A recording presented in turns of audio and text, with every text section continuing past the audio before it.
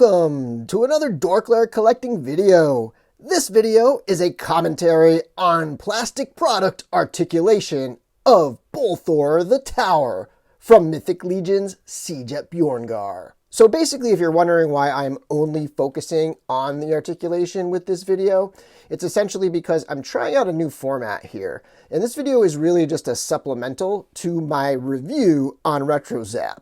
I'm trying to move into a little more written reviews and like a little more kind of comprehensive photographic reviews. And I can only spread my time so far.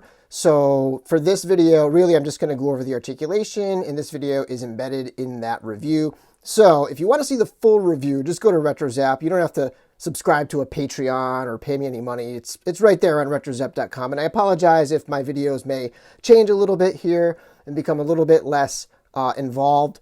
But for now, I'm not quite willing to put in as much work, as much time as I used to on these videos. Anyway, let's get a look at this articulation. Okay, so Bolthor the Tower has a ball joint at the head, and he can look up this far, and he can look down this far. So not a ton. And like the other ogre, as the neck is so thick that as you turn the head, it sort of cocks to the side. So that limits the posing a little bit. You could pop the head up a little bit and kind of have it sitting on top of the ball if you want to move it to the side.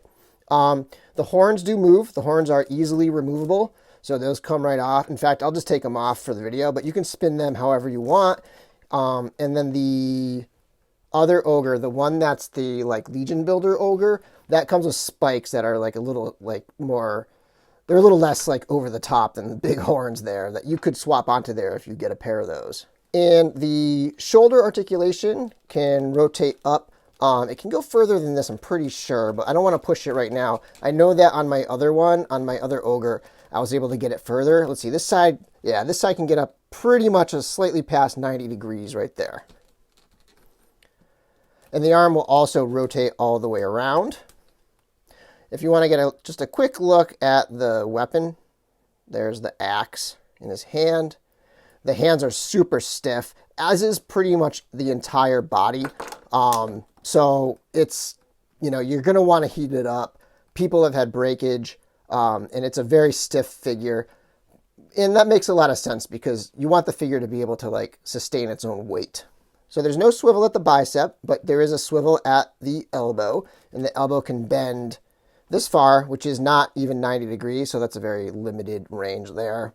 One pretty cool feature is that the elbow actually has a little piece here so that it can kind of hide the articulation a little bit, which is nice. And then the wrist can hinge like this, and then it can also spin all the way around. There's actually quite a bit of crunch in the waist, so he can crunch forward this far, and then he can crunch back this far. So a lot of movement there, even though it's just one sort of articulation point there. The hips are incredibly stiff, but he can kick out almost up to 90 degrees, not quite.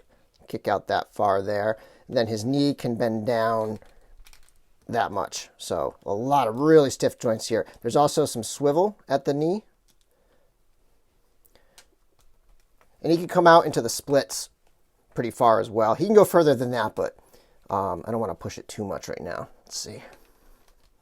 Yeah, he can go out that far if you want the giant splits. And then at the ankles, he can point his foot down just a tiny bit. I think it's catching on the back right here. There's just nowhere for it to really move.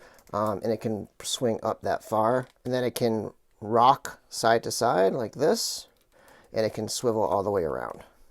So, you know, pretty good articulation, like 1,000 times better than the trolls, but, you know, probably about the same as the 1.0 bodies, but definitely not quite the range of motion of the 2.0 bodies that have the upper torso articulation and a few other things. And then something else that I don't think I put pictures in the review of is how does he look without his harness. And just so you can see how that comes off, just like that. You can see the holes in the back when the harness is off, but he does look pretty badass without the harness. And these gauntlets come off as well, which is really cool. So thanks for watching my video, and until next time, may the force be with you.